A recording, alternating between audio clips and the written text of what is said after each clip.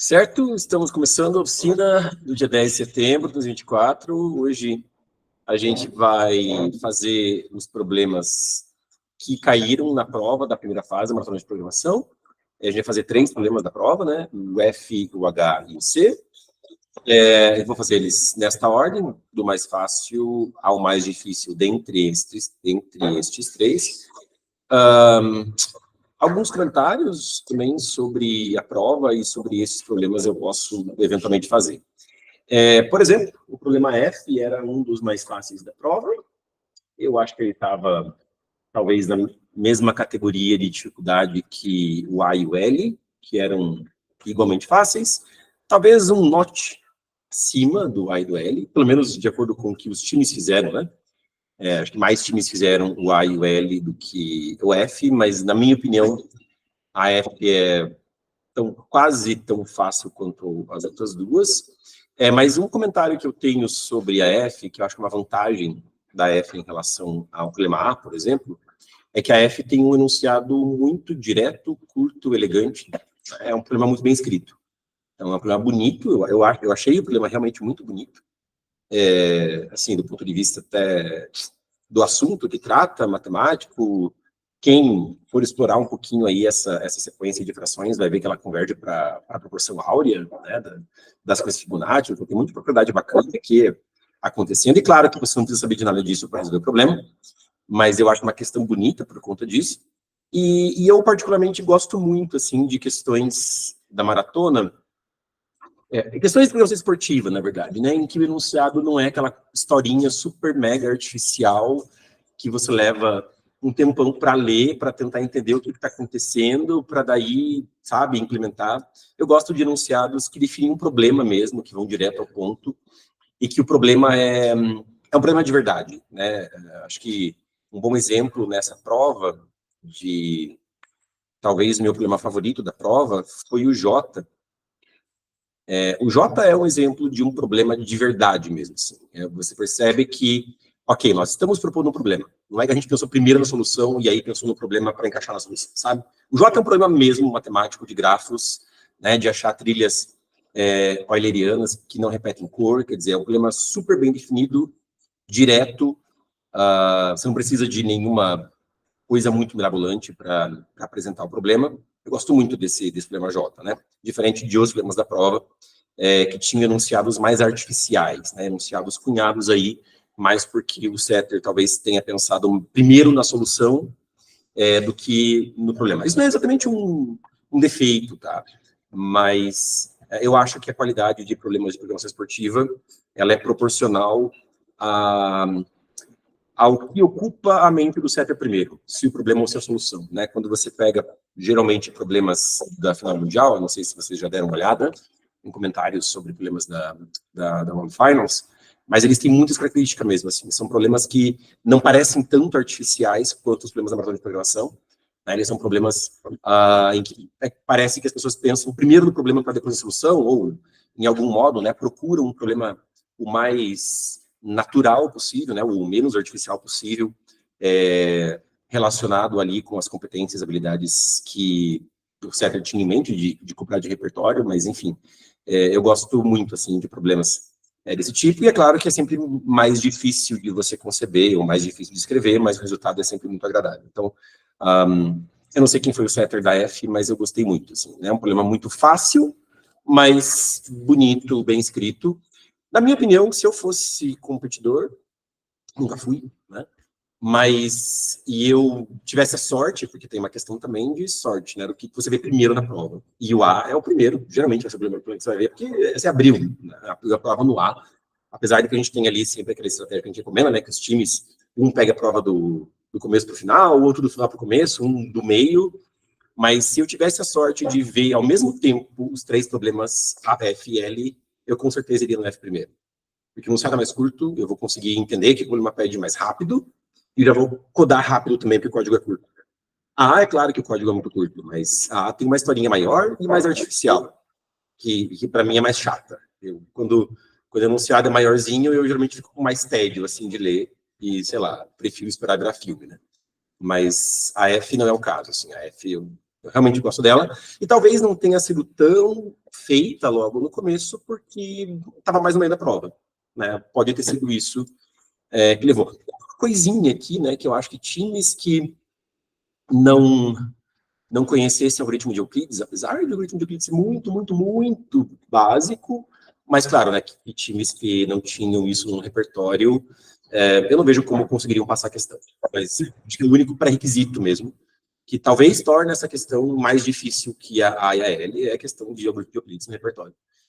Se bem que o algoritmo de Euclides geralmente aí é apresentado como, sei lá, o primeiro algoritmo não tão trivial, não tão ingênuo, né, logo na primeira disciplina de programação de todo mundo. Né, ele é conhecido aí como o algoritmo mais antigo da história da humanidade, o algoritmo mais clássico aí da história da humanidade, e geralmente você implementa na quarta semana de um curso de programação aí, né, logo que você aprende laços, talvez você vai implementar o algoritmo de Euclides ali como um grande exemplo. Então, bom, mas enfim, vamos falar aqui do problema rapidinho. Nesse problema, a gente vai ler um N, e a gente tem uma sequência de frações definida aqui pelo enunciado, eu já vou explorar um pouquinho mais isso, e você tem que imprimir o numerador da enésima posição nessa sequência de frações. É claro que imprimir o numerador considerando que a fração está na forma irredutível, né, sendo numerador e denominador coprimos. Então, a sequência, se você ler aqui o enunciado, você já percebe que é essa sequência aqui. Deixa eu tirar o preto. P0 é definido como 1, e Pn mais 1 é definido como 1 sobre 1 mais Pn, certo? Então, esta é a sequência de frações. Então, por exemplo, P1 vai ser 1 sobre 1 mais 1, portanto, meio. Aí, se você pega esse meio e soma com 1, isso dá 3 meios. Portanto, o P2 vai ser 2 terços, né? Tem que inverter. Tem que somar a fração anterior com 1 e inverter. Se você pega o 2 terços e soma com 1, veja que somar com 1 significa que, na verdade, eu vou somar o denominador com o numerador no numerador, certo? Isso dá 5 terços. E aí, se eu inverto, 3 quintos é a terceira fração, e assim vai, né? Então, o que a gente tem que implementar é isso, né? Você pode, por exemplo, iterativamente, contando de 1 até n, fazendo essa operação de somar numerador com denominador no numerador e inverter. A cada fração que você obtém, você divide em cima e embaixo pelo máximo divisor comum, para poder ter a fração irredutível, né? E aí, no final, se imprime o numerador, certo? Alguma dúvida, comentário? Eu tenho um comentário do nosso estudo dessa semana. Diga. Eu não preciso saber o que eles não têm GCD a bits. Tem GCD implementado na STL. Tá, ok. Sim. Tudo bem, né? Euclides é literalmente 2 linhas. Pois é. E você pode codar recursivo sem medo de ser feliz, sem medo de Stack Overflow, porque o número de chamadas recursivas é log, então, assim, não tem porquê. Além de que o Euclides estendido, né, que não é o caso aqui, mas acho que não vai ser o que está implementado lá na STL, né? Acho que é o Euclides mais normalzão, né? E aí é interessante você ter o código do Euclides, o mais completo, que é o estendido, que as pessoas chamam, para poder utilizar quando precisa. Né? Mas tudo bem, só uma curiosidade, essa sequência, tá? 1, meio, isso não tem nada a ver, você não precisa disso para resolver o problema, mas 1 meio, 2 terços, 3 quintos, né? Isso converge para a proporção áurea. Né? Basicamente, você pensa isso, o limite disso indo para o infinito. Então, você quer achar x tal que 1 sobre 1 mais x seja x. E resolvendo isso aqui é exatamente a equação característica, né, da recorrência de Fibonacci. A equação x ao quadrado, x mais 1, né? Cuja uma das soluções é a proporção áurea. E aqui, no caso, é a proporção áurea porque é claro que aliás, não é a proporção área, acho que é menos a proporção área-chapéu, se não me engano. A proporção área-chapéu é o menos 0,618033, uma coisa assim. E aí, então não é exatamente essa equação, mas deixa eu ver aqui, vai. Bom, fica 1x mais 1, x ao quadrado mais x igual x ao quadrado mais x igual a 1, né? É diferente de x ao quadrado menos x igual a 1. É por isso que não é exatamente a recorrência do Fibonacci, e acho que converge para menos a proporção áurea, né? Que é 0,61836, etc. Bom, é um número aí entre 0 e 1. Tá? E a proporção áurea, φ, né? É 1,61803, etc. Então, a gente vai convergir para 0,61803, etc. Tá bom? Isso é só curiosidade. Vamos codar aqui. Alguém tem algum comentário ou pergunta para fazer sobre essa questão? Não? Apresentar outra coisa, window, e apresento esse cara. Beleza. Então,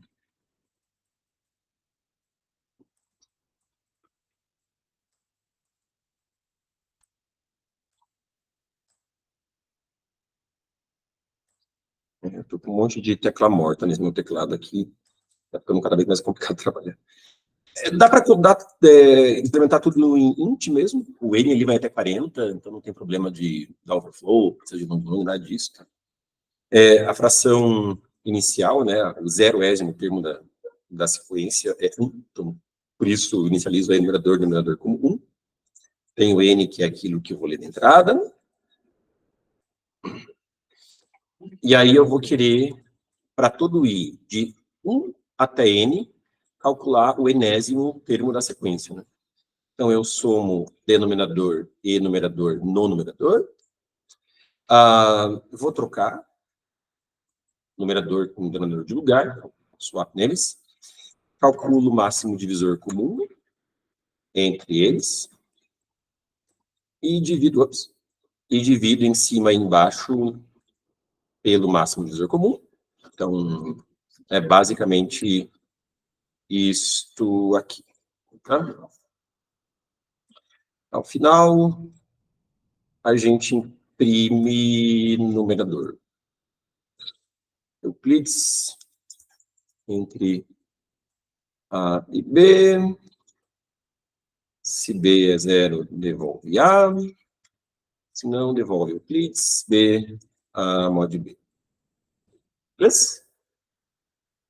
Alguém tem alguma pergunta, comentário? Você pode fazer essa no final, não dá erro, porque eu fiz isso. Só que possível, N40, né?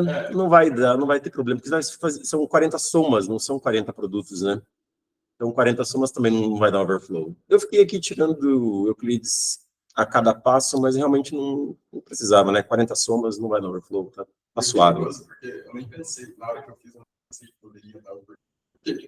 A primeira vez que eu vi 40, pô, se é 40 e é só isso, não vai dar nada. E daí eu só esqueci que tinha que fazer redução para cumprir, mas tudo deu só no final.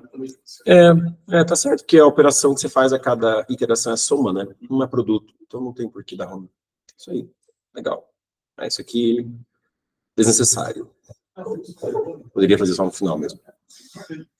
Vamos seguir até a sugestão do Alan, é um pouco mais elegante.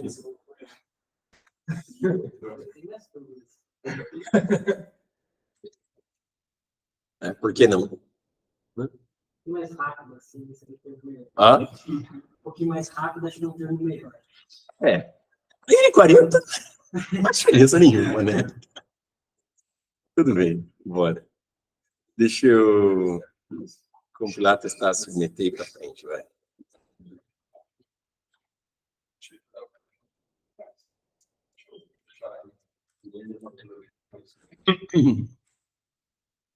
A gente chegando.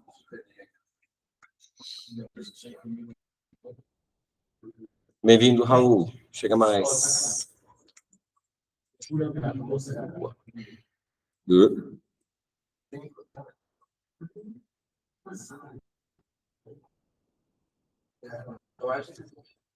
Certo. Deixa eu pegar os exemplos lá. 2 e 10, vai. 2 e 2. 10 é 89. Vamos submeter. E não é esse cara aqui.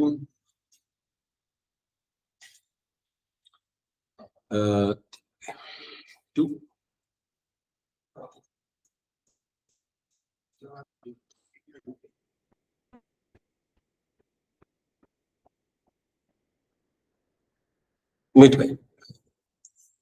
Bom, próximo problema aí da prova que a gente vai ver hoje é o H, né? Eu escolhi o H porque talvez ele seja a minha maior decepção em relação a essa prova, né? É o primeiro problema que uma parte grande demais dos nossos times não passou, né? Muita gente aí dos nossos times da UTF não passou, e eu acho que era um problema bem passável, assim. Então, é claro que eu sei que estar na prova é muito complicado, né? Eu não faço a menor ideia de como é que é estar dentro da prova, porque eu nunca competi, né? Então, eu sei do que é a experiência de participar da prova como coach. E, no meu caso, eu fico muito nervoso como coach. Então, ainda bem que a sala dos coaches lá em Joinville, acho que era suficientemente longe dos laboratórios, mas eu dei muitos gritos durante a prova. Eu fico nervoso pra caramba. Eu como muito na sala dos coaches também. E, por exemplo, acho que o único... Eu li pouco a prova, assim, durante a prova. Sempre chega, né, uma cópia da prova para os coaches. Isso geralmente acontece depois de uma hora de prova, se não me engano. Eu geralmente não consigo ler muitos problemas ou pensar muito seriamente sobre eles. Teve, acho que, alguns... Claro, os mais fáceis eu olhei ali, né, à medida que os balões iam saindo, eu dei uma olhada. Acho que o B foi um problema que eu olhei do ponto de vista um pouco mais sério, assim, analisei. E a primeira ideia que eu tive do B foi muito errada. Foi, tipo, ridiculamente errada. Provavelmente porque eu também estava bastante nervoso, né? Então eu fico pensando, puxa, se... E depois, né, claro, vendo a evidente solução do B, que também não era lá tão complicado. E pensei, nossa, por que eu não pensei nisso logo de cara, né? Como é que eu não tive a ideia logo de cara de pensar a solução correta? Mas eu pensei, pô, se eu como coach, que não vale nada, né? Estou lá com a única função de comer. E eu, lá no meu nervosismo, eu consegui pensar direito. Uma das pouquíssimas questões não tão triviais que eu peguei para olhar, imagina os caras que estão realmente na prova, né? Que estão ali para valer algo. Então eu sei que estar na prova pode impactar muito, né? Pode fazer as coisas não serem, sei lá, o óbvio não ser visto como óbvio, vocês podem pensar coisas muito fora da casinha e por aí vai, né? E tem mais a questão também de como o placar vai caminhando, como os balões vão saindo, o efeito manada, então tudo isso acaba sendo um pouco mais complicado. Se eu não me engano, o time da Thaís, a Thaís, acho que ela tinha batido o olho nesse problema, não gostou muito dele, foi fazer outra coisa, e ela mesma falou que, tipo, foi olhar o problema mais seriamente quando viu que um outro time tinha passado o H, que acho que foi o time do Garret, né, que passou primeiro, e ela falou, pô, eles passaram o H, acho que esse negócio não deve ser tão difícil assim, daí ela foi, olhou o problema e, de fato, não é tão difícil assim, vou lá fazer. Então, tem tudo isso, assim, né, que é um fator que acho que influencia o andamento da prova lá na hora, no dia, né? O B, por exemplo, eu acho que nacionalmente ele não foi... Ele demorou muito para sair em balões B, porque poucas pessoas estavam atacando o B, estavam tendo dificuldades de codar, estavam lendo o problema errado, e acho que isso foi meio que influenciando todo mundo também, né? Mas no Café com Leite, por exemplo, o B foi feito bem rápido.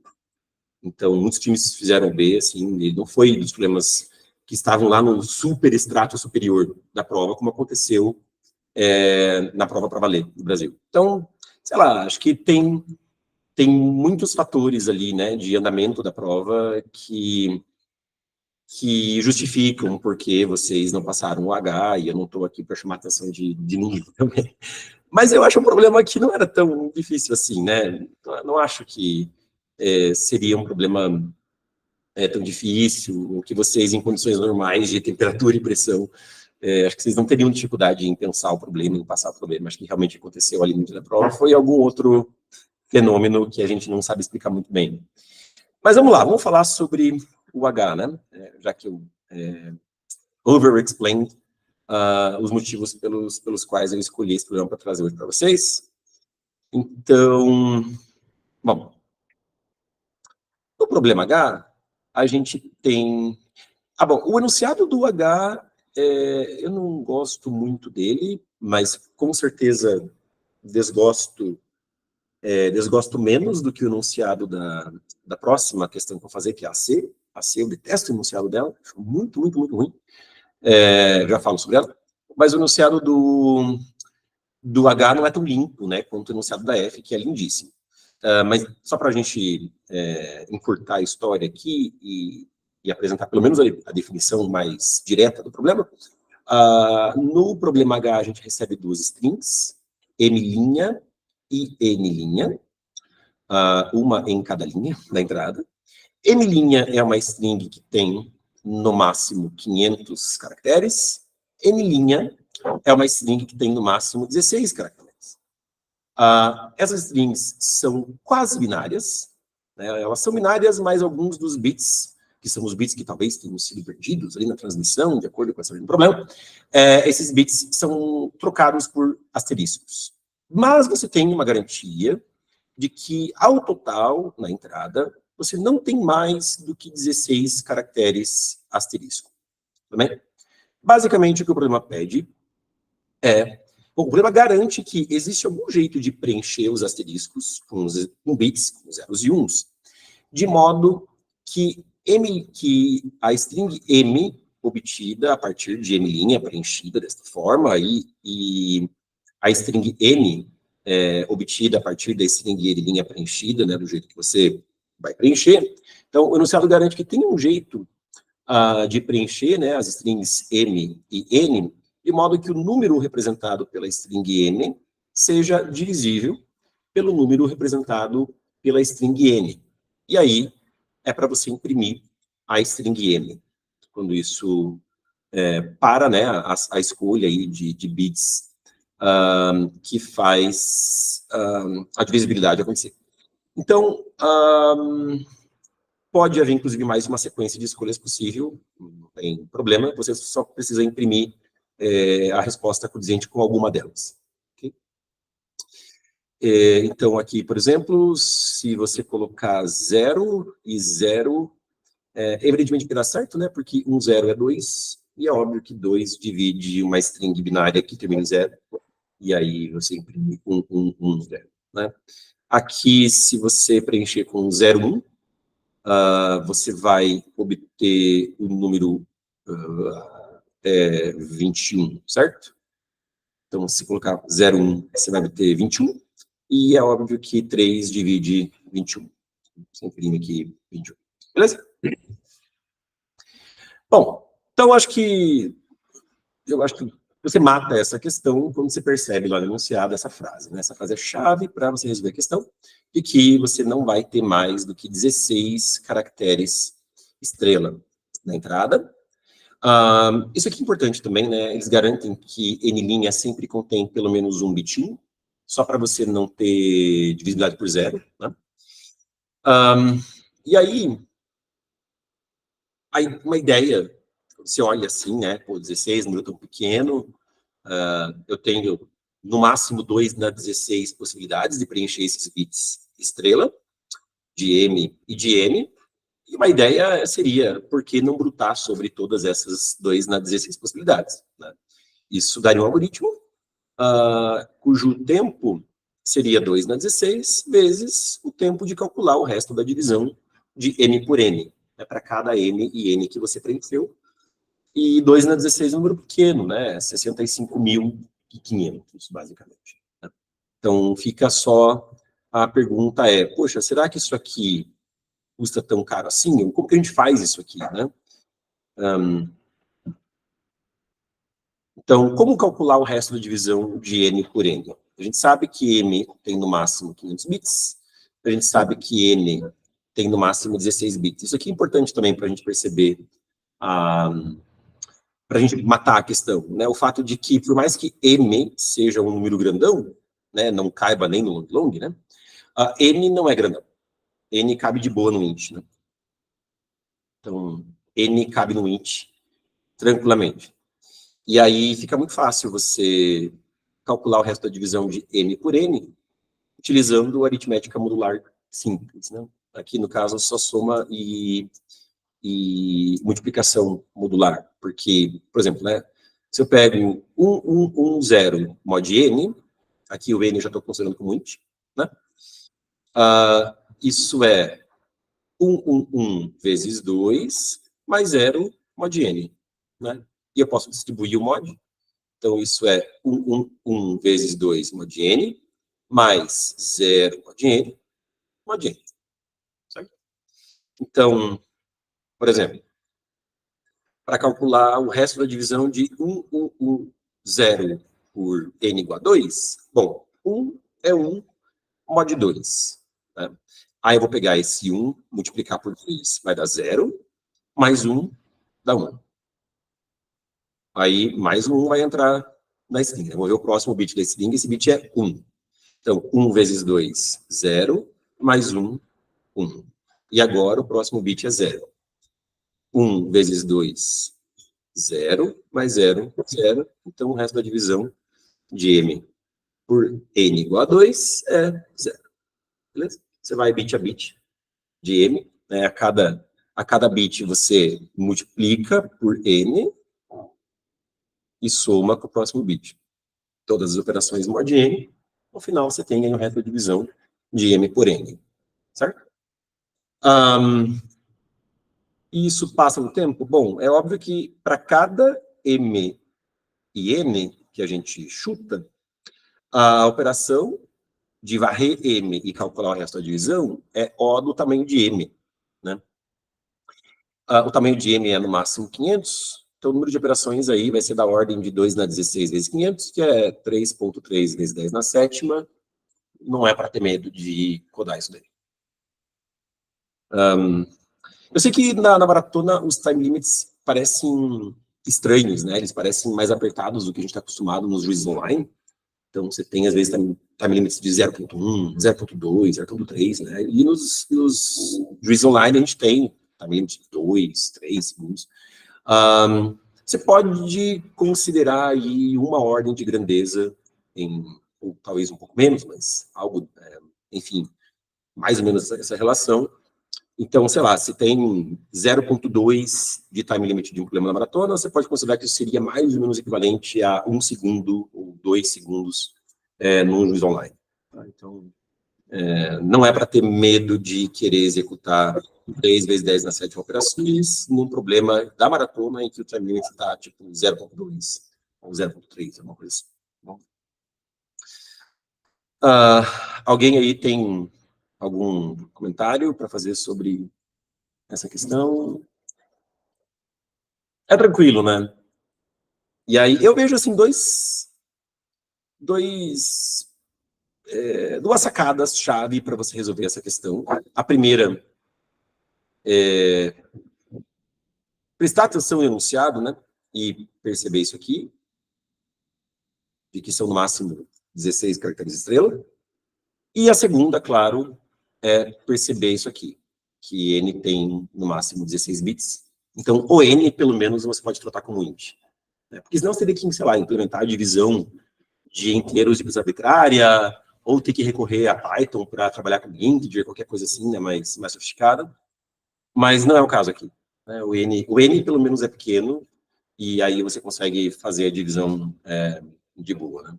Então, acho que são as duas sacadas-chave para resolver a questão, e, claro, se você não tem essas sacadas-chave, eu acho que fica bem difícil de prosseguir. Né? Apesar de que acho que tem times que codaram em Python, o Big Integer e passou. Né? O Garret fez isso. O do Garret fez assim? ele percebeu que, tipo, ele percebeu logo a estrutura do problema, e daí ele comentou comigo depois que ele simplesmente percebeu, para a gente fazer isso em C vai ser muito mais difícil fazer em Python, e o estágio dele é em Python. Ele tem bastante domínio da ferramenta, e daí ele foi lá e tipo, fez em poucas linhas em Python. Brutou, né, claro, sobre todas as possibilidades de preencher os bits estrela, pegou os números mesmo, um número de meio K, número de 500 bits, com um número de 16 bits, você pode, claro, calcular a divisão com Big Integer em Python sem problemas. Não vejo porque daria ruim, né? Talvez... eu não entendo muito bem como que... bom, eu não sei, na verdade, como é que o Python implementa a divisão de Big Integer. Eu não sei se as operações de multiplicação do Python durante a operação de divisão são eficientes. Isso pode fazer bastante diferença. E aí eu ficaria, talvez, com um pouco de medo no time limit. Mas se eles codaram e passou, então está provado por AC que passa. Então, alguém tem algum comentário mais para fazer sobre essa questão? O pessoal que está online também?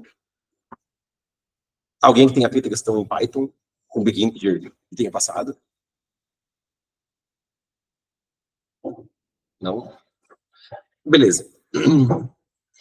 É claro também, né, que os setters não garantem muito que os time limits do Python estão apertados, ou enfim, estão ajustados o suficiente, né? A gente sabe que os setters não testam tanto os problemas em Python quanto testam em C++. Então, isso é um alerta também para quem vai usar Python na maratona, para um problema em que o time limit parece ser mais sério, dever ser levado mais a sério, né? Mas, bom, como tem a galera aí que passou o problema em Python e deu certo, tudo bem, né? Eu acho que se fosse setter do problema, faria de tudo para uma solução com Big Integer não passar, né? Mas, enfim, fica meio difícil também pedindo N pequeno aqui. Eu não sei como é que o Python implementa a multiplicação ali nas operações intermediárias da soma. Isso é o que vai fazer realmente a diferença para o problema passar, não. Se bem que o N é pequeno. Mesmo, acho que o N pequeno, mesmo o Python implementando multiplicação tipo tia maroca, acho que passa. Porque o N é só 16 bits. Talvez fique até mais eficiente do que, tipo, sei lá, multiplicação com FT ou qualquer outra coisa assim. Sei lá. Bom, vamos seguir. Deixa eu alternar aqui o modo de apresentação para a gente codar. No código eu vou fazer alguns comentários assim, mais técnicos de como eu escolhi codar, né? Por exemplo, sobre como que a gente bruta por todas as 2 na 16 strings binárias, todas as 2 na 16 escolhas possíveis de bits para preencher os asteriscos. Tem 1 milhão de jeitos de fazer isso, tá? O jeito como eu fiz aqui é uma opção que eu gostei, achei ela bonitinha, mas claro que vocês podem fazer diferente. Basicamente, o que eu vou fazer é só iterar sobre os inteiros mesmo, de 0 até 2 na 16, né? Inteiros são sequências de bits, de 16 bits, e aí, para cada inteiro, eu vou pegando o resto da divisão por 2 e dando shift, e o bit que eu extraio, eu jogo no asterisco da vez que eu quero preencher. É só isso que eu faço. Eu achei o jeito mais imediato, assim, simples de codar. Aí vocês codaram assim? Como é que vocês codaram? Como é que vocês preencheram um backtracking mais...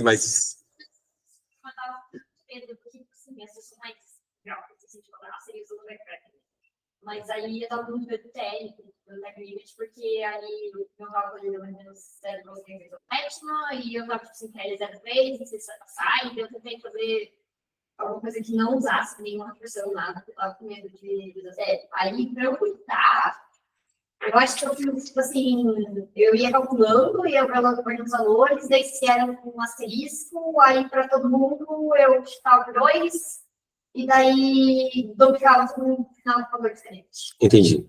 Aí eu olhava isso. Recursiva essa parte que dividia? Não, nada recursiva. Certo. Entendi. E aí ia brotando assim, ele precisava com valores da lista, e daí... Você usa uma fila para colocar as duas possibilidades, fazendo uma... Toda vez que ele achava Sim. um asterisco, toda vez que ele estava todo por 2, aí se ele acertava o asterisco, ele pegava todo mundo e duplicava no final, só que daí tem um monte de bit. Claro. No fundo, seria ao invés, o backtrack é uma DFS. O que você fez foi uma BFS. A cada branch, você enfileirava as duas possibilidades e ia... Ok, legal, elegante. Bacana. Só que eu botei assim, que... Não, legal. Não, o código eu botei. Ah, o código feio. E eu, assim, acho que umas 2 horas mudando. Ah, é, debugando. Porque tava... Ok. A gente não deve se preocupar tanto com a estética de código na maratona só por causa da estética, né? Mas fazer um código mais limpo possível ajuda a debugar, né? Ajuda a evitar que coisas deem errado. Tá, vamos codar uma vez, vai. Hoje eu tô, enfim, viajando legal.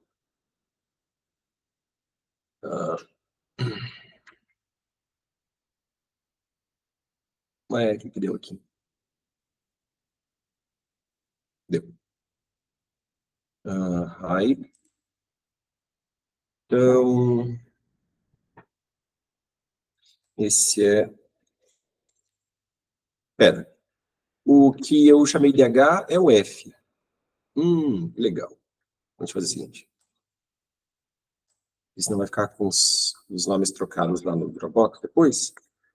Esse cara, eu copio para cá, mato esse. Ops. Tudo tem que usar aqui o meu touch, porque eu estou sem algumas teclas do teclado. Beleza. Bom, eu vou inicialmente trabalhar tudo como string, né? Porque tem as estrelas lá que eu tenho que ler e escolher preencher. Então, eu vou ter m', são 500 posições. M também são 500 posições, né? M é cada possibilidade de preencher as estrelas da string m'. Aí, n', 20 só. E n, 20 também.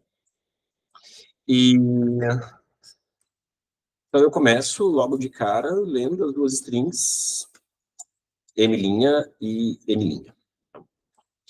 Aí eu fiz algo... Deixa eu só dar um return 0 aqui, antes que eu me esqueça. Vai ficar a indentação feia ali, depois ele arruma. Então, eu vou chamar aqui de máscara as sequências de escolhas, né, que eu falei que ia fazer como int. Então, vai de 0 até... Não precisa do LL aqui. Até 2 na 16. Menor, né? Porque 2 na 16 vai ser 1 com 16 zeros, e eu quero 16 uns, certo? Experimenta a máscara.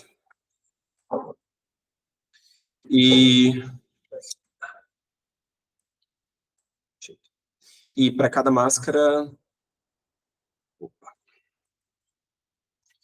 Para cada máscara, eu vou chamar uma função que eu vou chamar de fill mn, máscara, que vai preencher as strings m e n em relação a m' e n', usando os bits da máscara.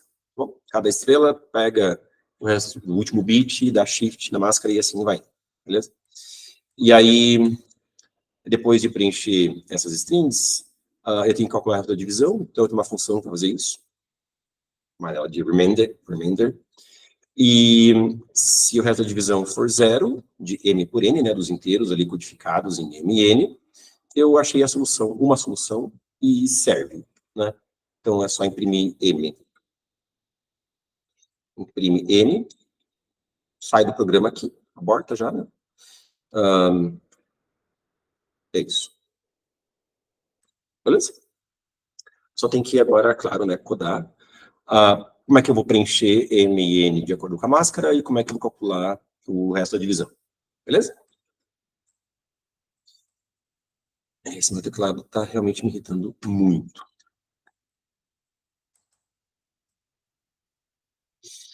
Bom, então, eu vou varrer. Aqui ficou um pouco porco o meu código, mas daria para melhorar. Eu vou explicar como que daria para melhorar. Mas o ensaio foi a primeira coisa que eu pensei, e codei desse jeito, e tudo bem. Eu vou fazer varrer a string m' aqui. A string, né, então eu posso fazer isso aqui, enquanto eu não encontro /0 da string. E para cada posição i da string m', eu vou determinar, né, quem vai ser a posição i da string e. Então, Se na posição I da string eu tenho uma estrela, eu vou pegar o último bit da máscara lá. Vou fazer algo um pouco mais elaborado, senão a posição I da string M é só copiar a posição I da string M'. Então, aqui dentro, bom, eu tenho que pegar o último bit da máscara e colocar ele na posição I da string M. Só que isso aqui é um bit mesmo, né? É 0, 1. E M', N' são strings. Então, tinha que ser caractere 0, caractere 1. E eu vou manter as coisas uniformes, até porque depois eu vou querer varrer string. E se encontrar um 0, eu vou achar que é o /0 da string, né? Então, aqui eu preciso só somar com um caractere 0, né? E, claro, do shift na máscara. Shift para a direita. E é isso. Aí eu tenho que fazer a mesma coisa para string N e N', e é isso que eu acho meio porco no código, né? Porque o código é igual, podia fazer uma função, uma única função, que preencha a string, certo? E não copiar o código. Vamos fazer isso. Por que não, né? Eu posso fazer isso aqui agora.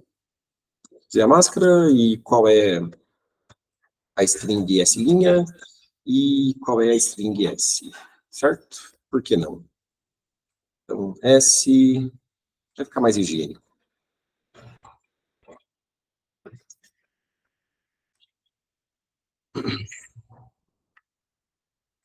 Daí, lá eu só... Vamos colocar aqui, fio S. Máscara, M', M, fio S, máscara, N', M. Melhor, né? Aí chama a mesma função para preencher cada uma das duas strings. Acho que fica melhor. Alguém viu fazendo alguma besteira no código? Parece que ele é atualizado. Ele não é uma variável global, né? Então, Exatamente, não tem problema, né? Porque o valor da máscara aqui no for é passado para a função internamente vai alterar, mas eu não quero que na função main altere, né? Até porque eu quero incrementar depois. Tudo bem? mas é que os shifts que você deu para... São na variável local da função, que recebeu uma cópia do valor que foi passado na chamada de função. Certo? Que é o que eu quero. Eu quero alterar a variável local, mask, da função. Só que entre as duas, entre o M e o N, você queria manter a mesma mask, não? Sim. Verdade? Entre o M e o N, eu queria manter a mesma mask. Perfeito. Muito bem. Então, eu vou ter que fazer algo como isso aqui, infelizmente. Certo. Tem razão. Obrigado. Alguma outra observação, comentário? Não? Beleza. E para calcular a reta de divisão, bem simples, né? Só operar aquela operação lá, bit a bit. A resposta começa com 0, porque, afinal de contas, estamos acumulando uma soma. E aí, para cada bit da string, a string M, né? Não, mas é que a string, antes de trabalhar com a string N, eu preciso obter qual que é o inteiro que está codificado aqui na string N, né? Porque eu vou considerar ele como inteiro. Então, deixa eu pegar aqui esse inteiro que eu vou chamar de mod, inclusive, e eu vou obter esse inteiro mod que está codificado na string N. Eu tenho que ler aí a string N, e aí mod... na verdade, eu faço assim, né? O que eu já tenho acumulado no mod, eu dou shift para a esquerda,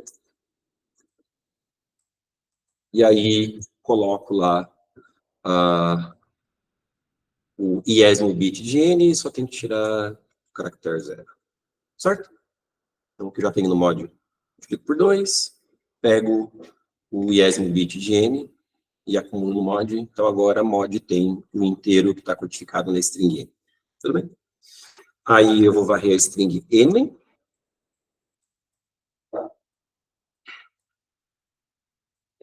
e calcular a resposta. Então, pega o que você já tem na resposta, multiplica por 2. Aí, acumula na resposta o iésimo bit de n. Ops. Pelo 0 e tira mod. Mod, não n, mod. Tudo bem? Então é isso. Alguém tem alguma dúvida? Pergunta? Um comentário no chat. Vamos ver se alguém falou alguma coisa lá.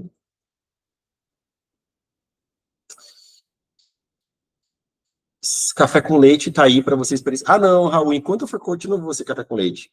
Nunca. Como coach, eu fico muito nervoso durante a prova vendo o placar. E aí, como... Eu sei, mas, assim, faz parte da experiência de ser coach, ficar lá na sala dos coaches comendo horrores e vendo os balões de vocês saírem. João falou que codou com o resto da divisão para binários em Python e passou mesmo. Olha só. Legal. Acho que realmente vai passar, independentemente de como o Python implementa a coisa, porque N é pequeno. Então, realmente vai passar.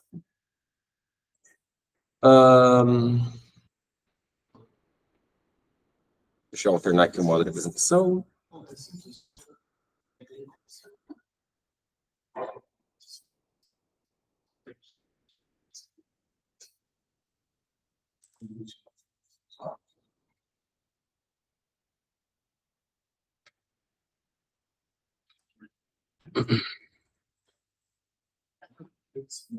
Esse é o H. Esse é o H de verdade? O outro não era o H, era o F. Deixa eu pegar os casos de teste lá. É simples, vai na mão mesmo. Estrela, e 0, estrela, tá bom.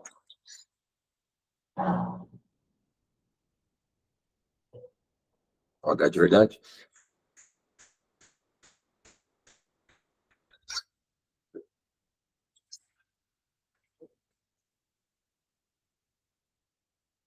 E passou.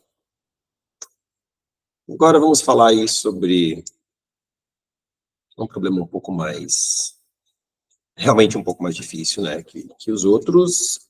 Embora eu acho que não é tão difícil assim para quem tem um repertório, né? Então, acho que todo mundo tem suffix array no repertório, seria capaz de pensar um pouquinho e resolver esse problema. Ele tem, claro, ele não é só suffix array, não é só imediato suffix array, porque tem aí mais um detalhe, né, de como fazer o que o problema pede, mas eu não considero esse problema assim tão difícil. Tanto é que times, né, que estavam com problema em passar o B, como acho que um time da UDESC, inclusive, que estava tendo dificuldades ali em passar o B, foi para o C, passou o C e depois voltou para o B, né?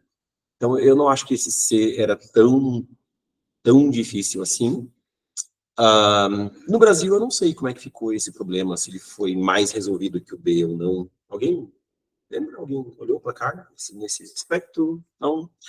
Mas, assim, eu não acho que esse problema era tão mais difícil que o B, por exemplo. Né? O B, claro, talvez mais fácil, só que times tiveram dificuldade em codar o B, e esse aqui, se bem que o código desse aqui também não é lá tão curto, tão simples, porque você tem que botar um suffix array no meio, você tem que botar provavelmente uma segtree também, mas é código pronto, né, que você tem um caderninho que você copia e cola. Então, fora do que é o código pronto, codar esse aqui não é tão difícil. Tem uns detalhezinhos só ali na recursão que eu, por exemplo, me bati quando codei, estava tomando wrong answer, mas eu vou comentar com vocês. Eu tomando wrong answer assim localmente, não, acho que na hora que eu submeti já deu boa.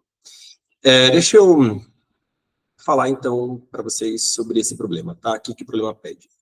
Eu preparei aqui, até porque a historinha do problema, eu não sei vocês, mas quando eu li o problema, eu achei muito confuso. Eu achei a historinha bem confusa e eu só fui entender o que o problema queria quando eu li a explicação do sample 1. Aí, realmente, ok, entendi, sem sombra de dúvida, que o problema pede.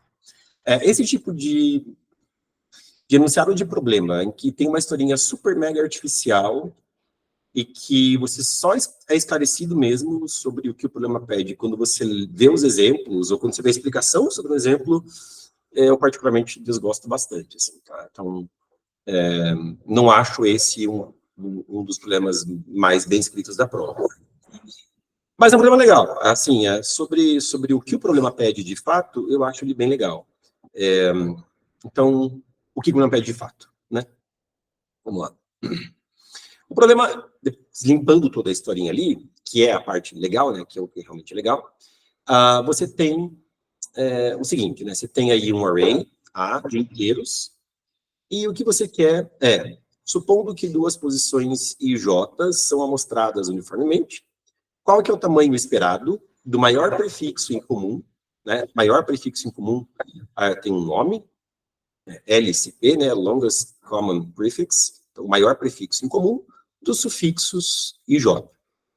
Tudo bem? Então, sorteia duas posições IJ, com sucessor uniforme. Das posições que você sorteou, qual que é o tamanho do LCP? Dos sufixos I e J. Então, o sufixo I aqui, no exemplo, é tudo isso aqui, certo?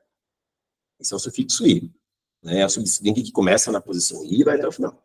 E o sufixo J é essa string aqui. A string que começa na posição J vai até o final.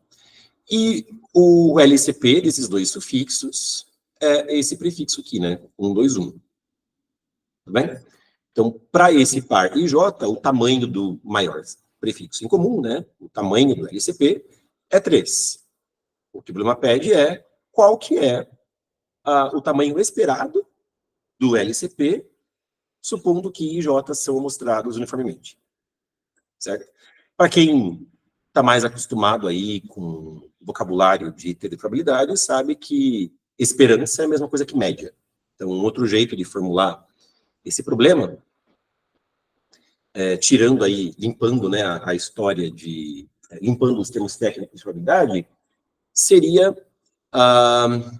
qual a média sobre todos os n quadrado pares i j do LCP dos sufixos i e j, certo? Então, se eu pudesse calcular o tamanho do LCP para todo par IJ, eu tenho n quadrado pares, o que eu quero é a média do tamanho do LCP, certo? Então, é um jeito equivalente de enunciar o problema. E é claro, né, o que é importante aqui, já que média é uma soma sobre a quantidade de pares, e a quantidade de pares é sempre n quadrado. Então, o que eu quero, que realmente me interessa, é calcular a soma. A soma dos LCPs de todos os pares de sufixos. E a gente tem um problema, porque n é grande, né? N é 10 na quinta. E a gente vai ter que calcular a soma dos LCPs de todos os n quadrado pares de sufixos, sem considerar todos os n quadrado pares de sufixos. Ok? Beleza. A resposta desse caso aqui, esse aqui é um dos exemplos, é um dos samples lá do problema, é o último, inclusive, tem 7 caras, e a resposta aqui é 48 sobre 49. Tá? E claro, o problema pede para você imprimir a fração como irredutível. Então, ainda no final, lá, você tem que tirar Euclides, né? Da fração. Mas isso é só um detalhe, não tem grandes problemas, né? O que realmente é importante é calcular a soma para todos os n quadrado pares IJ do LCP dos sufixos IJ. Então, vou fazer aí um recap de suffix array, para quem nunca viu a estrutura. Então, só explicar o que o suffix array faz, sem falar sobre como que a gente constrói o suffix array. Tá? Então, vou falar do conceito e por que ele serve, sem falar de como construir. Quem quiser ver como constrói suffix array, tem vários materiais na internet onde vocês podem consultar. Tem, inclusive, uma aula da jornada de iniciação do curso de programação sobre construção de suffix array, mas tem material muito bom também no livro dos Halim, tem no CPU Algorithms, tem vários lugares aí que vocês podem ver como construir suffix array. A construção não é lá tão simples de codar. Eu gosto muito do código dos Halim, que é o código que eu geralmente uso com algumas ligeiras modificações. mas é um código muito bom, e eu acho que é sempre bom você ter um código bom de suffix array no caderninho, porque dependendo aí do código que você tem, pode ficar uma coisa muito comprida de você copiar e colar na hora da prova, tá? O código do Silent Rally eu acho realmente bem legal. Mas o que é o suffix array? Então, o suffix array é um array de inteiros, né, que são uma permutação, que é uma permutação dos índices da tua string. Inicialmente, o suffix array é uma estrutura para strings, tá? É que, claro, que aqui no nosso problema não é uma string, é um array de inteiros e não faz diferença ser um array de inteiros ou ser uma string, dá na mesma, tá? Então, aqui eu tenho meu array A, cujos valores são esses aqui. A gente sempre vai colocar ao final do array um valor que seja menor no operador de comparação do que todos os valores do array. Isso é importante para a construção do suffix array e para o uso dele, tá? No caso de strings, a gente geralmente, sei lá, se tem uma string assim, A, B, C, a gente geralmente coloca $, por exemplo, que é um caractere lexicograficamente menor do que os caracteres que aparecem na string ou alguma outra coisa assim, né? A gente sempre tem que colocar um valor aí no final do array, da string, para finalizar, para ter a marcação do sufixo vazio, né? Então, a minha string tem 7... A string, estou falando de string, mas não é string. Meu array tem 7 posições, numeradas aí de 0 a 6, mas eu vou, na verdade, considerar, inclusive, a posição 7, para ter a marcação do sufixo 7, que é o sufixo vazio, né, que é o sufixo que só tem aí o -1, que marca o fim do array, tudo bem? Então, o suffix array é o array das posições de 0 a n, aqui no caso de 0 a 7, de modo que os sufixos indicados por essas posições estejam ordenados lexicograficamente. Tudo bem?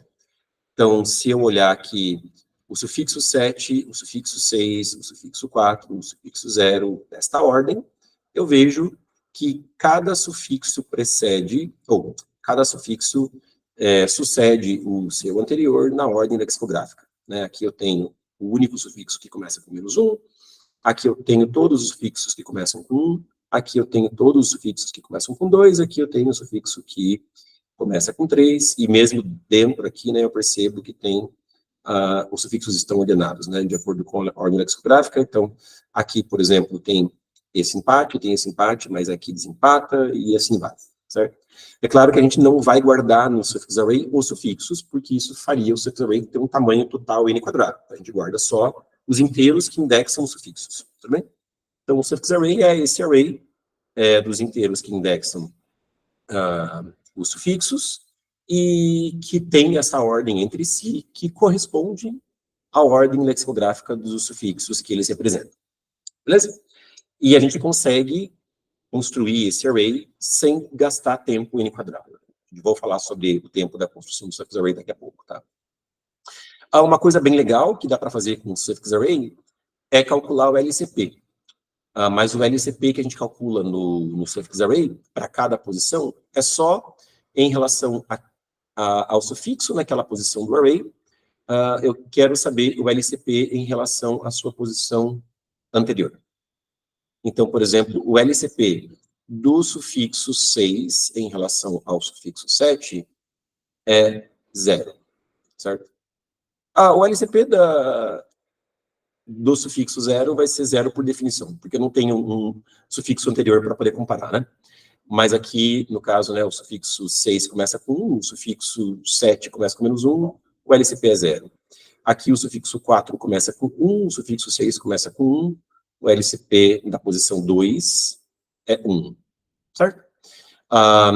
Vejam que na posição 3, o sufixo 0, o LCP dele com o sufixo 4, que é o sufixo que está na posição 2, é 3, certo? Eu tenho todo esse prefixo aqui, 1, 2, 1, dando match dos dois sufixos 0 e 4, né? Então, por isso que o LCP da posição 3 é 3.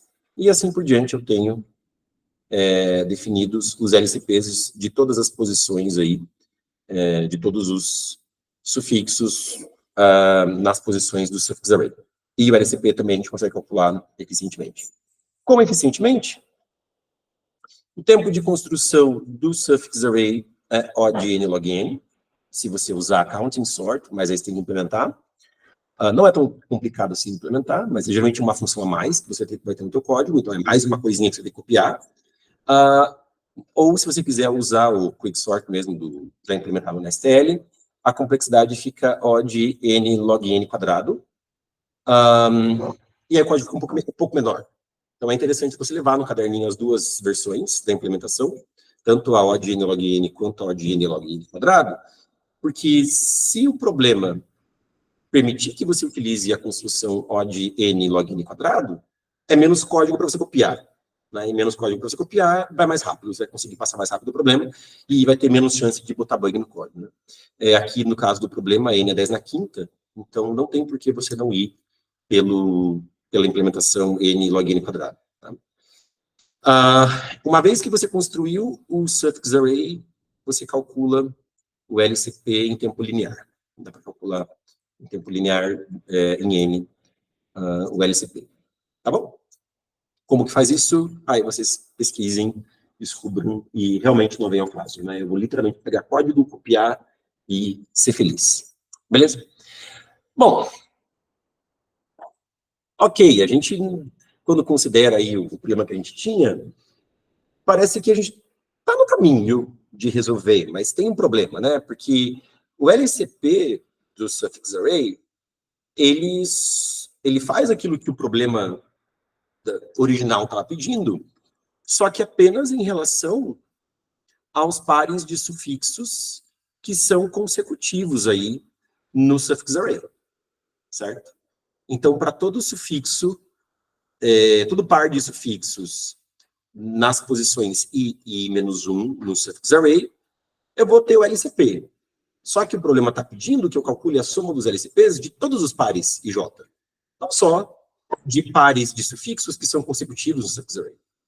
Então, aqui eu não tenho ainda, né, não tenho um jeito de calcular, a princípio, a soma dos n quadrado pares, porque pelo vetor pelo array LCP, eu tenho só a informação sobre n-1 pares ij, e eu quero calcular a soma sobre os n quadrado pares possíveis, né? E aí, como é que eu faço? E acho que aí realmente vem um esforço mais característico, mais ad hoc, eu até diria, deste problema, né, que é o que você realmente precisa conseguir elaborar, precisa conseguir deduzir para resolver o problema, e que torna esse problema interessante. Eu gosto desse problema, uma vez limpa a história dele, eu gosto desse problema, acho ele interessante, porque o desenvolvimento que você tem que fazer, né, como utilizar o LCP para, dali, calcular a soma dos LCPs de todos os n quadrado pares, sem considerar os n quadrado pares, eu acho que fica um problema bem legal. Então, vamos lá. Uma coisa que a gente tem que perceber é que esse array LCP, ele tem muita informação, né? Quando eu quero, por exemplo, resolver o problema para todo esse intervalo aqui, 1 a 7. Por que 1 a 7, né? Porque, lembrando que na posição 0, eu sempre vou ter o sufixo, que é o sufixo vazio, né? Que é o sufixo que só tem ali, que só corresponde à marcação do -1, que eu introduzi artificialmente no array, que não me interessa para nada. Então, eu vou chamar aí solve de 1 a 7 a resposta do problema mesmo, para todo o intervalo, 1 a 7, que é o intervalo onde estão os sufixos que me interessam, certo? E quando eu considero o intervalo total aí da string, eu tenho um gargalo aqui no array do LCP, entre essas posições. É claro que esse valor 0 aqui, ó, na posição 1, ele não me interessa, porque esse 0 diz respeito ao LCP da posição 1 para a posição 0, mas a posição 0 está fora do intervalo de 1 a 7, então, os valores realmente que me interessam são da posição 2 à posição 7, e eu percebo um gargalo aqui na posição 5, esse 0, tá bem? Então, quando eu considero o mínimo aí das posições 2 a 7, no array LCP, esse mínimo é 0, poderia também tomar a posição 7 sem nenhum problema, que também é um outro 0, mas eu vou considerar aqui esse primeiro mínimo 0 aqui na posição 5. E eu percebo que essa informação, ela não é só do sufixo na posição 5 em relação ao sufixo na posição 4. Mas, com certeza, ela é também uma informação sobre o LCP do sufixo na posição 6 em relação à posição 4. E do sufixo na posição 7 em relação à posição 4. Certo? Posso ver aqui, inclusive, né? O sufixo na posição 5 começa com 2, mas da posição 6 vai começar com 2 ou algum valor maior, da posição 7 vai começar com um valor maior que 3. Então, 0 não é apenas o LCP de 5 em relação a 4, mas também é o LCP de 6 em relação a 4, de 7 em relação a 4, e não só em relação a 4 também. Mas 0 também é o LCP de 5 em relação a 3, de 5 em relação a 2 e de 5 em relação a 1. Certo? Na verdade, 0 é o LCP de qualquer um dos caras que estão de 5 para frente contra qualquer um dos caras que estão de 4 para trás. Então, eu não tenho informação apenas de um par de sufixos ali, mas eu tenho uma informação de vários pares de sufixos. Esse 0 já é um valor de vários pares de sufixos que eu já posso matar todos de uma vez. Né? Então, se eu extraio esse mínimo de LCP das posições de 2 a 7, e eu posso extrair esse mínimo com uma segue-tree, por exemplo, eu vou ter aí que a quantidade de caras no intervalo de 1 a 4, vezes a quantidade de caras no intervalo de 5 a 7, vezes esse valor, né, porque eu quero calcular a soma dos LCPs. O valor aqui é 0, não vai somar nada, mas tudo bem. Vezes 2, porque cada par tem que ser considerado 2 vezes, né? São n quadrado pares, eu vou considerar o par IJ e o par JI, tudo bem? Então, por isso que eu faço vezes 2, porque eu estou olhando os caras para frente, de 5 a 7, contra os caras para trás, de 1 a 4, e aí eu já tenho a quantidade de caras que somam 0, certo? E aí eu posso chamar uma recursão aí do problema, né, num paradigma de divisão e conquista para resolver o problema, e chamar a recursão para resolver o problema de 1 a 4 e de 5 a 7. Tudo bem? Justamente porque o mínimo ocorreu na posição 5, né? Era 5 em relação a 4, e aí eu chamo a recursão aqui de 5 para 7, veja que daí o valor do LCP da posição 5 nem vai ser considerado, justamente porque quando eu entro no solve, eu sempre considero o mínimo da posição mais 1, certo? Então a posição 5 não vai ser mais considerada. Então por isso que eu chamo o solve de 5 para 7, e solve aqui no caso de 1 a 4 para trás. A posição 1 já não era considerada para o mínimo aqui, e vai continuar não sendo considerada para o mínimo aqui nessa chamada recursiva. Esse é um detalhezinho técnico chato. Aqui eu tive dificuldade quando fui codar, porque eu estava tendo problemas aqui sobre a exclusão ali do intervalo para fazer a query da série. Mas é isso. Ok? Convencidos? É bacana que divisão e conquista é uma coisa super poderosa, né? E, assim, não é tão trivial enxergar a divisão e conquista aqui, mas eu acho que uma vez que você percebe isso que eu fiz agora há pouco, né? Que essa informação do LCP, ela não é só do sufixo na posição I em relação a I-1, mas ela é de todo mundo para frente contra todo mundo que está para trás. Eu acho que isso já grita, assim, já tem que gritar na cabeça. Dizer conquista, porque, sei lá, dali você tem um ponto em que você está matando uma galera de pares, né, que são pares formados por caras da frente contra caras atrás, e aí depois você só precisa considerar os pares formados por só caras da frente ou pares formados só por caras da trás. Oi. Tem pergunta no chat. Vamos lá. A divisão... boa! Sobre como é que fica a complexidade total disso daí, né? Já vou falar da complexidade total. É importante, sim, claro, né? E qual que é a complexidade dessa coisa toda. Para falar da complexidade, deixa eu... Só para garantir que todo mundo entendeu, deixa eu pegar mais um exemplo aqui. Aqui só no exemplo que eu fiz, bom, que é a resposta, né, que é o 48, essa recursão vai retornar 32, essa recursão vai retornar 16 e soma da 48. Não interessa. Pegar aqui um exemplo que agora que não seja o array todo, né, que seja só do intervalo aqui 1, 4. Olha lá.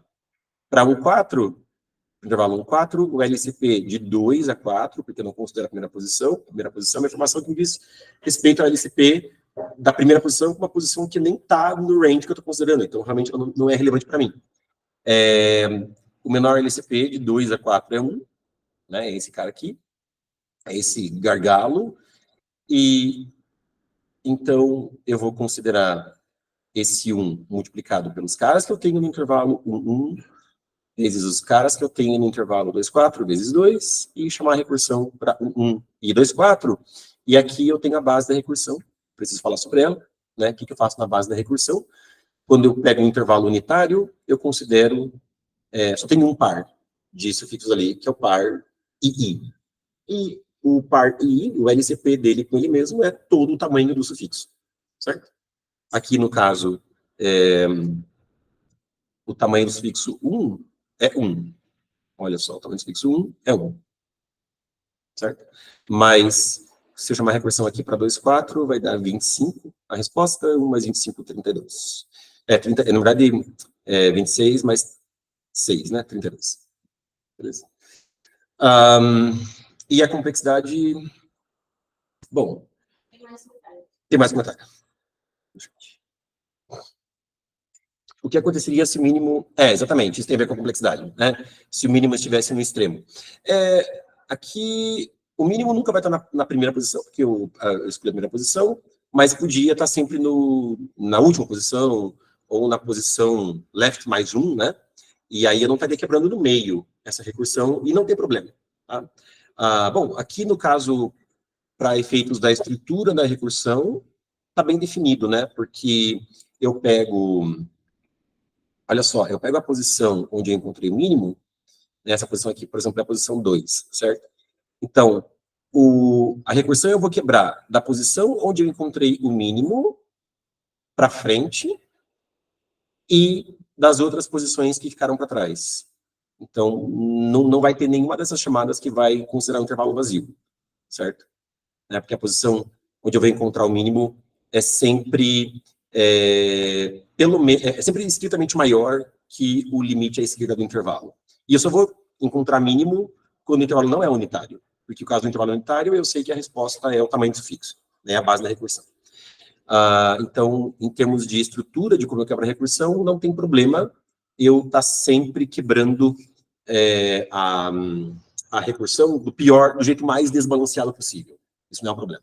Em termos de complexidade, também não é um problema, porque se eu quebrar a recursão toda vez do jeito mais desbalanceado possível, né, sei lá, começa com um intervalo tamanho n, e aí eu vou ter um intervalo tamanho n-1, e n-2, e etc, etc, etc, eu vou acabar tendo n chamadas recursivas, né? E isso não vai ser um problema, porque em cada chamada recursiva eu só faço tudo que eu faço uma query numa segue-tree, que é log n, certo? Então, mesmo do jeito mais desbalanceado possível, a complexidade vai ficar n log n.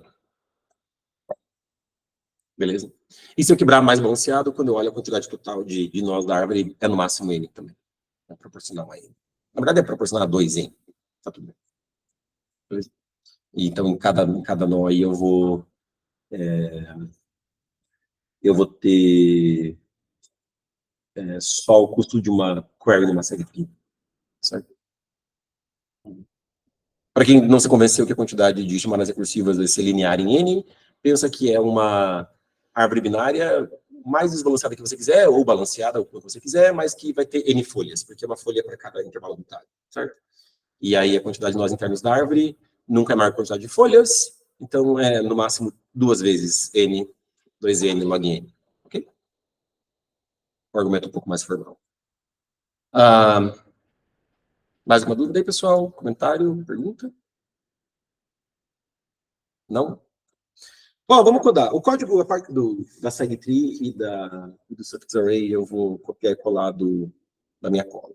O resto eu vou preencher, mas não fica tanta coisa, porque é só aquela recursão ali que eu fiz para vocês, né?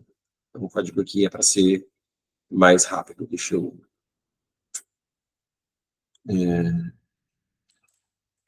abrir aqui o código. Eu vou olhar lateralmente aqui na minha cola também, claro. Para não fazer besteira.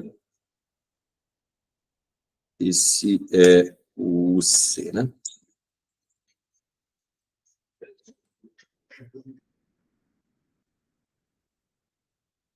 Ah, muito bem. Certo. Então... Ups.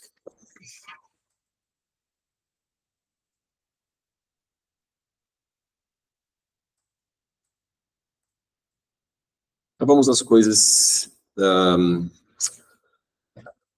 inicialmente, eu tenho o N e o array de inteiros. O meu max é 10 na quinta, mas, sei lá, eu vou querer construir um suffix array, vou botar uma posição extra lá, do menos 1, nota 2, 10 na quinta, que não vai machucar ninguém. E eu vou começar lendo esse N e esses valores.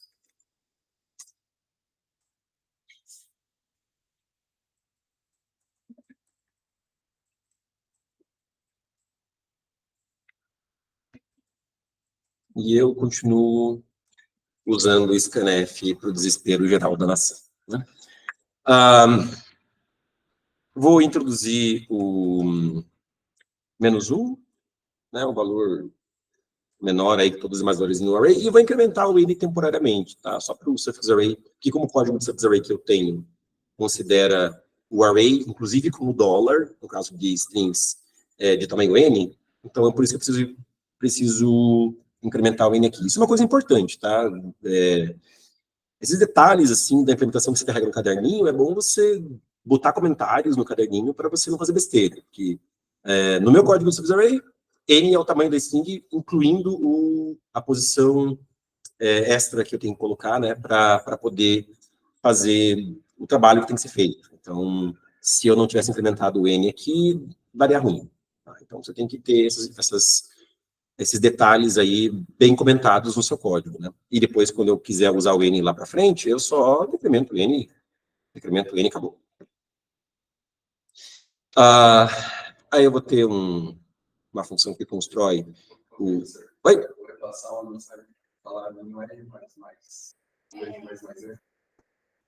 N++, desculpa. Sim, N++. Aí, né, que o cara não usa pushback. Vou construir o suffix array, vou computar o LCP, isso aí tudo é coisa que eu tenho pronto, que eu vou copiar e colar, mas que basicamente vai preencher lá o suffix array e o LCP, que são arrays que vão estar globais, que vão funcionar magicamente, suffix array e LCP, né, que são os arrays aí que eu quero preencher, e essas funções vão preencher esses caras. Depois disso, eu vou voltar o N para o seu valor original, até porque N quadrado é o valor do denominador lá que eu quero, né? Então, tem que ser o que eu preciso. E aí eu preciso construir uma SEG ainda, né? Dos valores do LCP, para poder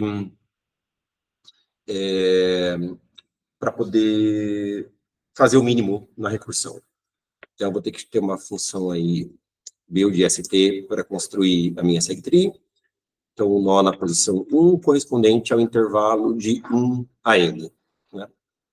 Então, eu vou ter a SegTree lá. 4 vezes max, né? Sempre tem que ter esse 4 multiplicando o tamanho da SegTree quando se implementa com um array estático. E aí, deixa eu definir. É claro que tem que usar long, né, para as respostas, porque eu quero a soma dos LCPs e todos os n quadrado pares, e são 10 na quinta ao quadrado caras que vão estar contribuindo com algum valor na soma, então é óbvio que a soma pode dar overflow no int. Então, o numerador tem que ser long, o denominador também. O numerador é solve de 1 a n, então considera o intervalo de 1 a n. Essa é a soma, né, dos LCPs. Denominador é n quadrado. Meu n era int, então eu tenho que fazer casting de um dos operandos para long. Né? Isso porque eu não me sinto confortável com alternativas mais radicais, tipo define int long. Aí tem que cuidar com esses detalhezinhos aqui, né? Calcula o máximo divisor comum de numerador com denominador e printa a fração.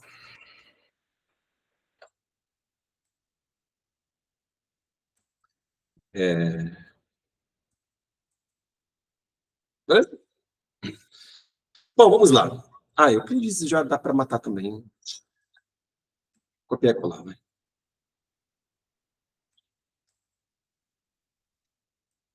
E a parte de construir o suffix array, computar o LCP, vou copiar e colar.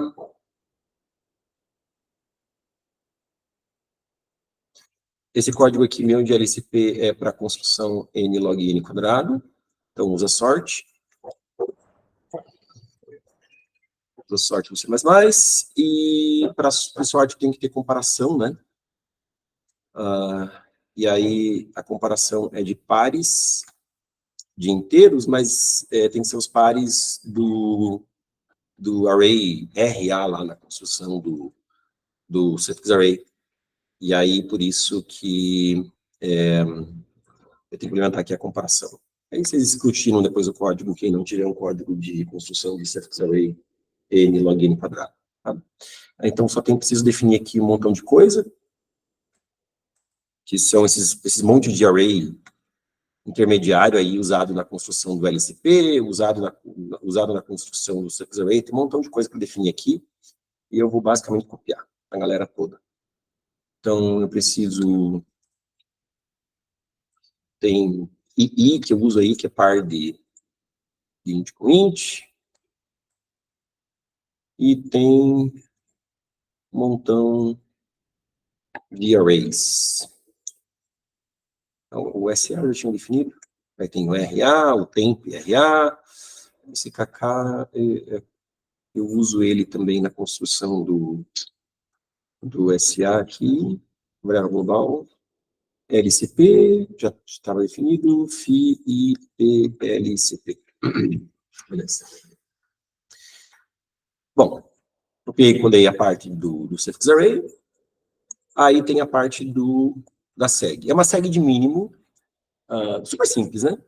Mas, como é uma seg de mínimo, e é interessante quando você fazer query, sei lá, se é mínimo, então se não encontrou o mínimo, é bom você começar com valor infinito, né? Que daí qualquer coisa menor que infinito você baixa. O que eu vou fazer aqui é um truquezinho que eu gosto, nesse tipo de situação, que é botar uma posição que tenha o valor infinito para facilitar esse tipo de operação. Vai ficar mais claro quando eu escrever, tá? Então, aqui, eu já decrementei o n, né? Mas no LCP, na posição n mais 1, eu vou botar infinito. E poderia sempre considerar a posição n mais 1 como tendo infinito, mas a seg não sabe quem é n, né? A seg recebe um intervalo, e aí eu acho legal de ter, então, uma variável global, por exemplo, chamada infpos ou posinf, sei lá, que é a posição onde tem o valor infinito, tudo bem? E essa posição é a posição n mais 1. Só a posição do array sobre a qual está construindo a seg que tem o valor infinito. Eu acho que isso facilita um pouquinho alguns detalhes de implementação ali da seg. E ter isso como uma variável global, acho também mais bacana para um código que você pode copiar do caderninho e colocar no seu código, porque não tem que pensar muito, né? Que não é uma coisa que tem que ficar ajustando no código, né? Por todo lugar que é a posição do infinito tem que trocar por alguma coisa. Não, tem uma variável lá que é infpos, que é o que marca onde tem o valor do infinito, tá? Eu só não defini o infinito. Eu vou definir infinito aqui. 10 na oitava tá de boa. 1, 2, 3, 4, 1, 2, 4. E aí a seg, acho que copiar e colar também. É só query e construção, não tem update.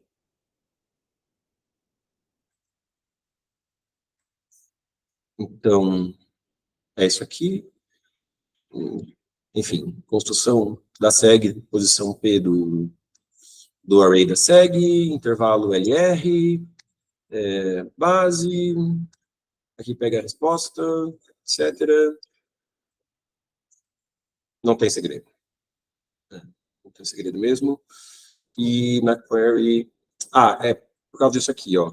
Na query, quando eu estou fora do intervalo, né, ou, desculpa, quando eu estou fazendo uma query sobre um intervalo que não tem interseção com o segmento do nó da série, certo? Nesse caso, você tem que retornar infinito. Mas, para ficar mais fácil a implementação, eu quero que a query não retorne o valor do nó, mas que ela retorne a posição, certo? Porque daí eu posso fazer esse tipo de coisa aqui na construção. Quer dizer, o que eu vou ter no nó da SEG não é o valor, mas é a posição de tal valor que é o mínimo, né? Isso ajuda, porque às vezes você quer saber a posição, né? Enfim. E então, já que eu tenho que retornar infinito, eu vou retornar, na verdade, a posição onde eu tenho infinito, para poder fazer a comparação aqui do menor e dar o valor que não é infinito. Tudo bem? Então, é por isso que eu tenho ali uma posição do array reservada, né, sentinela lá, para ter infinito. E o resto segue normal, né? Segue de mínimo sem mais nenhum outro comentário necessário. Recursiva, tá? Não preciso aqui de implementação interativa da consulta, da construção da SEG, né? N10 na quinta, recursivo dá de boa, todo mundo feliz, do jeito mais simples possível, e também não precisa de update na SEG, né? Só construção e... E vamos fazer a parte realmente interessante do problema, que é codar o solve, né? Que é codar a recursão do problema mesmo, que é o que realmente é interessante, né? O resto foi só copy-paste de código de caderninho. Então, vamos lá, vamos para o que interessa do problema. Então, eu tenho o intervalo LR, sobre o qual eu quero resolver o problema. Aqui, puxa, por que eu coloquei isso no meu ensaio? Eu acho que isso não precisa. Eu considerei, na base da recursão, o caso do intervalo vazio, mas eu acho que não vai acontecer do intervalo ficar vazio. Talvez essa linha não seja necessária, mas como eu coloquei no meu ensaio, eu vou deixar ela aqui. Ela não vai fazer mal também. De qualquer forma, o intervalo vazio, a resposta seria zero, né? A soma sobre um conjunto vazio é sempre zero. Então, não faz mal, tá? Essa linha aí, eu não quero pensar nela agora.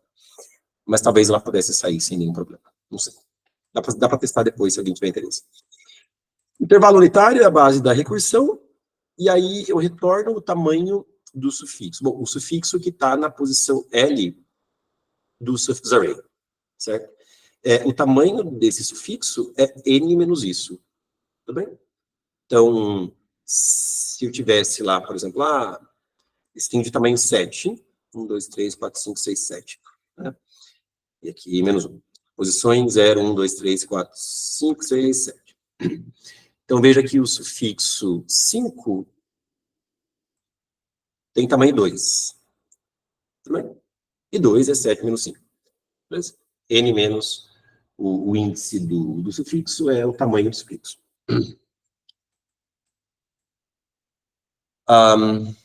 Ok? Caso que não é a base, vou descobrir onde que está o mínimo do LCP.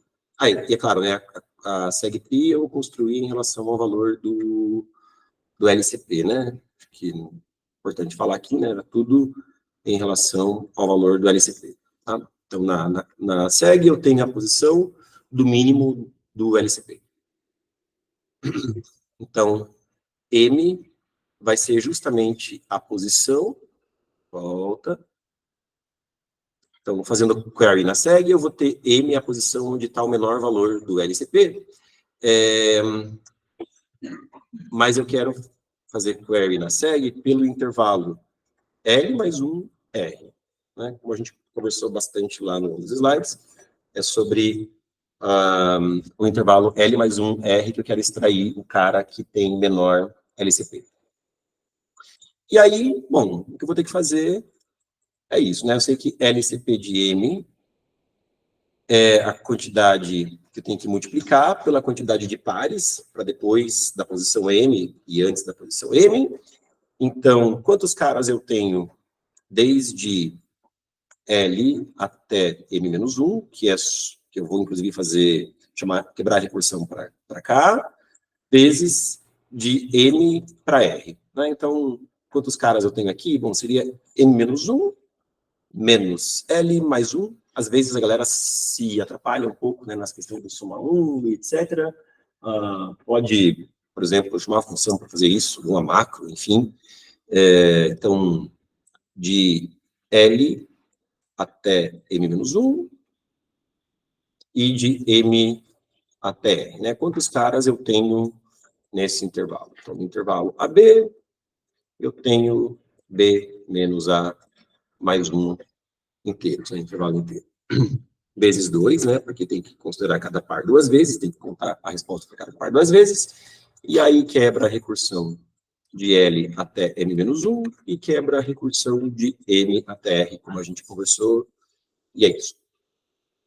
Bom, e essa multiplicação aqui pode dar overflow, porque tudo é quente, inclusive o LCP. Então, um dos caras tem que ser logo. Ok? Algum comentário? Pergunta? Não? Bom, vou compilar e testar. Acho que está tudo certo. A outra linha ajudou lá com N++. Obrigado.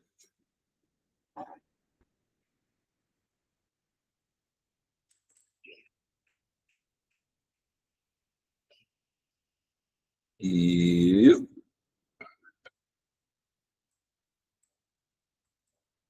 esse é o C.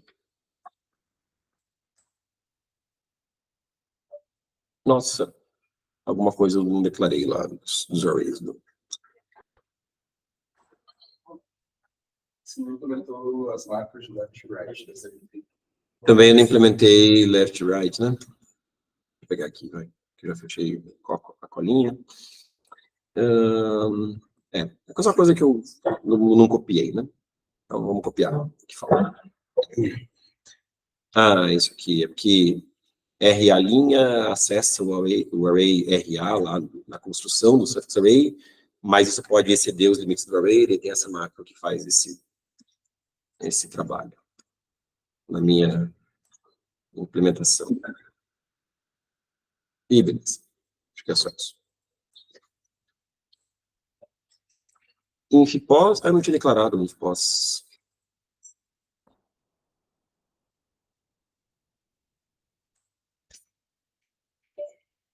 Agora.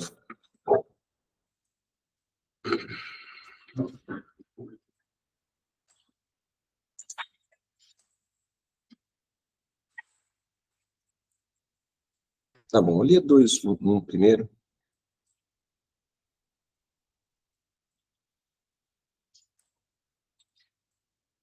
Cinco quartos.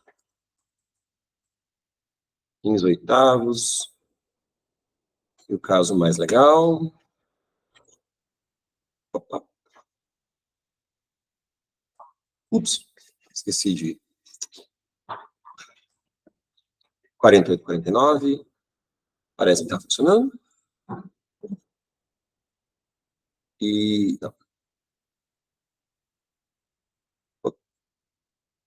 não é aqui. É CDP. E esse é o C.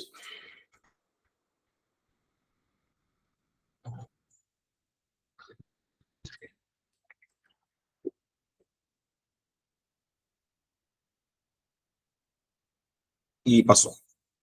Tá bom, pessoal? Bom, é isso. Avisos paroquianos.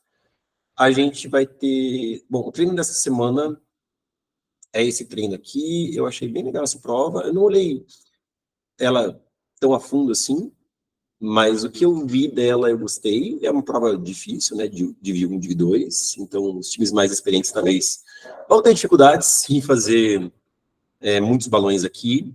Mas eu acho que é uma prova bem legal, acho que tem coisas aqui, dos problemas que eu olhei mais elaborados, que você pode estudar depois ali no editorial e aprender bastante coisa bacana. Então, a prova foi proposta aqui mais no sentido de que vocês podem aprender com ela. E também coloquei para times mais iniciantes a opção da primeira fase de 2018 para 2019, uma prova que é mais clássica, aí os times mais experientes talvez já conheçam os problemas dessa prova, mas os times iniciantes que não conhecem essa prova podem também se debruçar sobre ela. Bom, então, esse treino, a princípio, vocês vão fazer na sexta-feira, né? Os times que vierem aqui presencialmente no laboratório, a gente encoraja que todo mundo venha, sexta-feira no laboratório, fazer o treino, mas também o espaço aqui do laboratório está aberto para quem quiser ficar e treinar.